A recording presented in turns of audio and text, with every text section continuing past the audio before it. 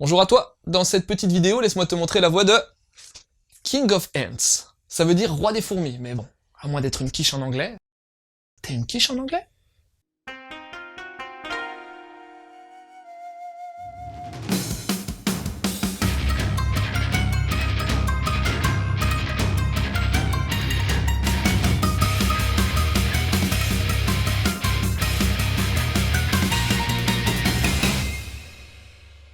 Bon, on démarre direct avec la mort de Rikudo Kisaburo.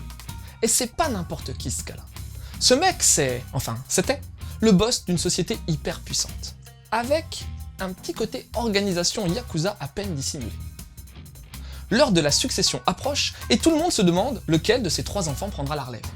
Ryutaro, l'aîné, Shizuru, la bimbo puérile, ou bien Kiryu, le cadet. À moins que... ça reste entre nous, mais il paraît que ces trois-là, c'est pas ses vrais enfants. Pire même, Kisaburo aurait tout de même eu un gamin illégitime pour le coup. On raconte même qu'il s'agirait d'Aguri Shiro, un des pires lascars de la préfecture. Et tu sais quoi? Ça semble vraiment pas être une rumeur, surtout quand l'ancien conseiller de Kisaburo, Chokishi Neko, ouais je sais, le mec qui s'appelle Sho, rapplique voir Shiro afin de lui demander de signer un refus de succession. Problème, Shiro, c'est le genre de type qu'on fait qu'à sa tête, et suffit de lui demander de signer un paplard pour qu'il le fasse pas. La thune, il s'en branle, mais son amour-propre, c'est une autre histoire. D'ailleurs, il considère les gens un peu comme des fourmis, et lui aussi. Comme Shiro daigne pas signer la demande de non-succession, tu vois venir ce qui va se passer, non? Les trois enfants de Kisaburo vont tenter de se débarrasser de Shiro en utilisant la manière forte, on va dire ça comme ça.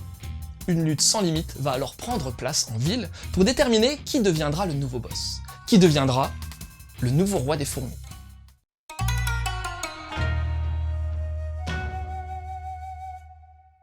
Joli, joli, joli.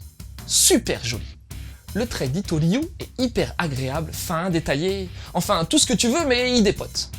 Dans un style très réaliste concernant les proportions, on a une grosse qualité au niveau des visages, des détails, et on sent que le mangaka ne manque pas de talent à ce niveau-là. Les décors aussi sont super travaillés avec plein de précision. Ça donne une espèce de densité impressionnante.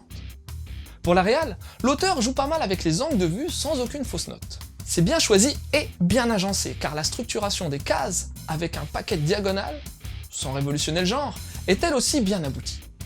Vraiment, c'est hyper plaisant à regarder, ça claque de partout et le rendu visuel est maîtrisé de A à Z. Même lors des rares scènes comiques où le dessin est simplifié, ça a tout de même de la gueule. C'est Komiku qui signe cette belle trouvaille avec une petite particularité de la part de l'éditeur. En plus d'une couverture super attractive, Komiku nous offre l'opportunité d'avoir une version collector du volume 1. Qu'est-ce qu'elle a de spécial? Des pages couleurs inédites provenant du mag de prépu, le Gekkan Shonen. Bon, en fait, il n'y a pas tant de pages que ça, mais je trouve l'intention plus que louable.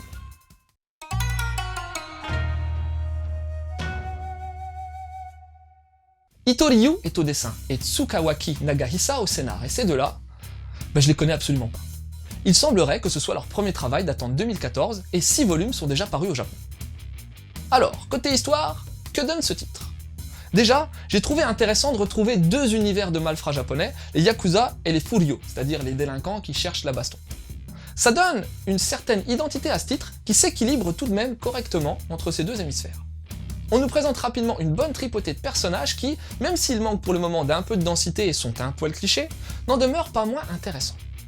J'ai beaucoup apprécié le rôle joué par Neko, le conseiller, qui, malgré ses faux airs de majordome à la Alfred, est super impressionnant dans sa façon de se battre, et ce, malgré son âge avancé. La fratrie qui cherche des noises à Shiro est assez bien pensée et a du potentiel. Nul doute que son importance se densifiera au fil des volumes. Les scènes d'action sont vraiment bien fichues et dynamisent bien le rythme de ce manga. Mais ce qui m'a le plus plu pour l'instant, c'est les pistes paraboliques de ce manga. Pour parler clairement, on va te faire deux parallèles. Il y a tout d'abord celui du chaboté. Si tu sais pas trop de quoi ça parle, on t'expliquera qu'il s'agit d'une histoire d'un héritage légué à 3 enfants. L'aîné récupère un moulin, le cadet a un âne, mais le dernier reçoit seulement un chat. Tu captes pourquoi maintenant le serviteur s'appelle Neko? L'autre piste explorée, c'est celle des fourmis. T'as toute une transposition de notre société en fourmilière, et on sent que Shiro est là pour renverser les attendus. Son père était un roi pour les fourmis, mais lui, il veut pas être ce type de roi. Ce qu'il souhaite, c'est garder son statut de fourmi et renverser le roi. Bref, C'est intéressant comme transposition et ça amène un gros questionnement sur les liens que son père a pu tisser avec sa progéniture et son empire.